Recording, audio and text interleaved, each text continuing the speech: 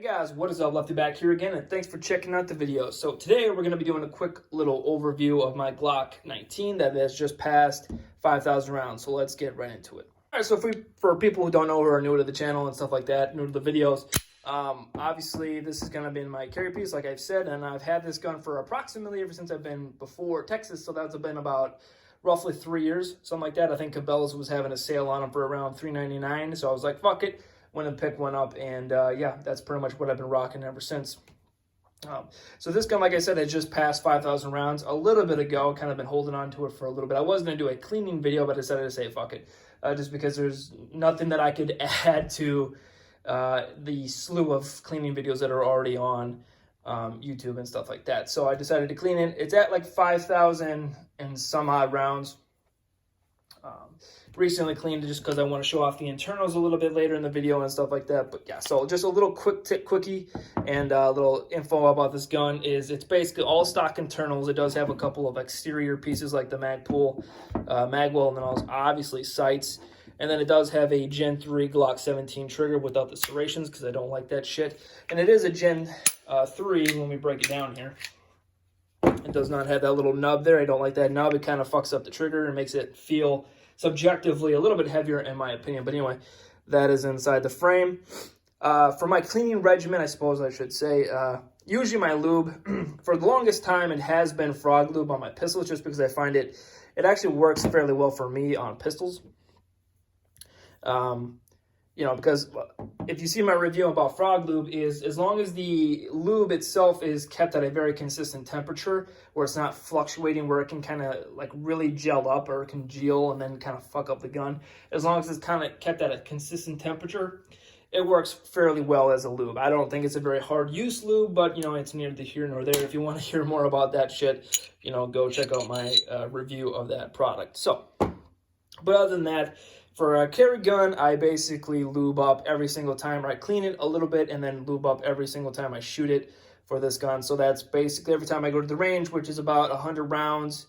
At one point, I was putting in about a couple hundred rounds at least a month through the gun, and then went through the whole thing at Texas and the police academy and stuff like that, and really cut back on my shooting, at least with this particular pistol. So anyway, moving on, that's pretty much my cleaning regimen. And then I guess I should say around that 1,000 round mark is when I go into the deep clean, where I will completely disassemble the gun, throw it in basically a bath of nice soapy detergent water, scrub the shit out of it with a toothbrush and get all that shit out, and then yeah, let it dry and then re-lube it up. That's kind of my preferred method of really getting a nice deep clean on the pistol. But anyway, this is the obviously stock barrel with 5,000 rounds on it here. As you can see, the wear and tear is really not that bad on this one. My dad has a older Gen 3 and has about, I don't even know, about 500 rounds. And the little like barrel Glock mark right here is much more pronounced than mine is. So whatever coating they have on these ones are actually pretty good. As you can see, there's a little bit of wear on the barrel hood there. A little bit right there. But other than that, it looks pretty good. Still stock recoil spring. Nothing to look at that though.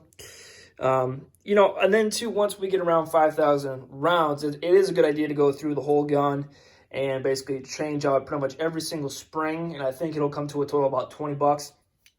I actually do have a spare recoil assembly, but I'm not going to put it in just because that one is still working pretty fine and it's not giving me any issues whatsoever. So obviously this does have a little bit of lube in it, so just kind of forgive me, but that's kind of the wear inside the barrel there. Actually, that looks fucking dirty as shit. Goddamn 4K making me a liar or something. But anyway, so a little bit of wear up on the lock up there, and then obviously because it's been a carry gun, it's got a little bit of wear around the muzzle from part of the slide there, a couple scratches, blah, blue, and yeah. That's pretty much it for that. And then we can look in here a little bit, not really going to see a whole lot, just a little bit of dirt and shit and from the lube and all that crap, blah, blah, blah. So that is pretty much a quick little overview of the gun.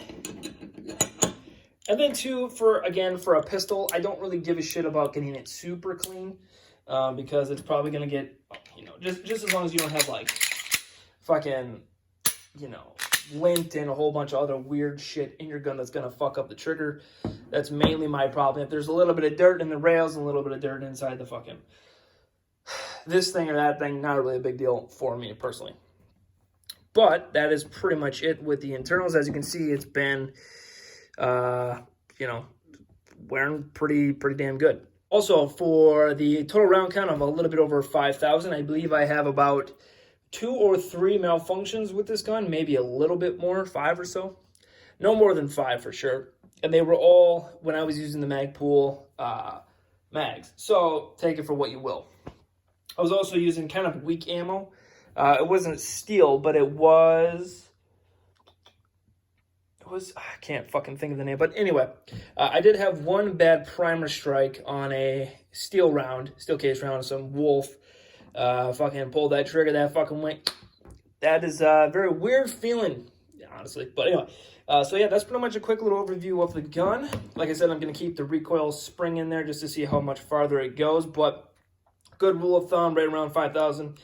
Your Glocks should be kind of getting all new springs just to keep them nice and good and up and running and stuff like that without having any issues later on down the road, especially if it is a carry piece. But I feel pretty confident in the stuff in there. But again, I am going to watch this shit closely just to see when this shit will fill. Most of the springs are going to be really, I would not feel comfortable around 10,000 rounds, but 5,000, that's pretty much nothing for a Glock because, again, I do have an awesome track record, and this is just another video kind of pointing that out, basically. So anyway, thank you guys for watching.